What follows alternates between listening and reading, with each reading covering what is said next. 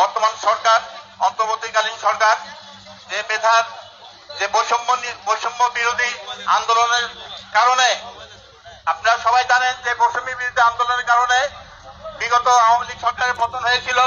বর্তমান আমরা মনে করি সেই বৈষম্য বিরোধী সরকার ক্ষমতায় আছে, তাদের কথাবার্তার চাল চলনে তারা বৈষম্যের কথা বলে, কিন্তু কার্যত তারা কি করতেছে আজকে আমরা সবাই বুঝে যাচ্ছি।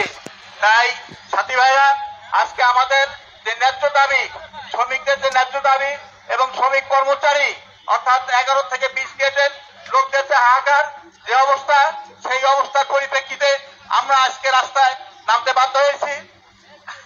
আজকে এই সরকার আসার পরে আমরা ভেবেছিলাম যে বিগত সরকার অনেক স্বৈরাচার ছিল, অনেক খারাপ ছিল, বাজার সিন্ডিকেট ছিল, হ্যান ত্যান অনেক কিছু বলেছি, কিন্তু বর্তমান সরকার আসার পরে দেখা যাচ্ছে যে সেখান থেকে বাজারে তার প্রতিটা জিনিসের উন্নয়ন করছে। অর্থাৎ 60 টাকার চাল আজকে 80 টাকা কিনতে হচ্ছে, সবকিছুই মূল্যবৃদ্ধি এই সরকার ঘোষণা করলো। আমাদের তো দাবি ছিল পে কমিশনের একটি সরকার দেশ চালায়, সেই সরকার 2015 সালে একটা পে কমিশন দিছে আইন অনুযায়ী, অন্যান্য দেশের নিয়ম অনুযায়ী এবং বাংলাদেশের নিয়ম অনুযায়ী 2020-এ আমাদেরকে আরেকটি পে কমিশন দেওয়া উচিত ছিল, নিয়ম ছিল এবং আইনও ছিল, কিন্তু সেটা বিগত সরকার দেয় নাই।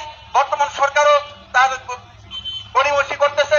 তারাই ঘোষণা করলো যে মহার্ঘ ভাতা দেওয়া তারা ঘোষণা করলো, একজন ঘোষণা করে মন্ত্রী পরিষদের সচিব তিনি ঘোষণা করেন, আর অর্থমন্ত্রী বলে আমি কিছুই জানি না। গতকাল দেখলাম যে তিতুমির কলেজ আর কোন কলেজ নিয়ে একটা বিশ্ববিদ্যালয় হবে, আর আজকে দেখতেছি আর সেই অর্থ উপদেষ্টা বলতেছেন যে শিক্ষা উপদেষ্টা বলতেছেন ঢাকা বিশ্ববিদ্যালয় আমাদের সাথে কোনো কথাবার্তা বলে নাই।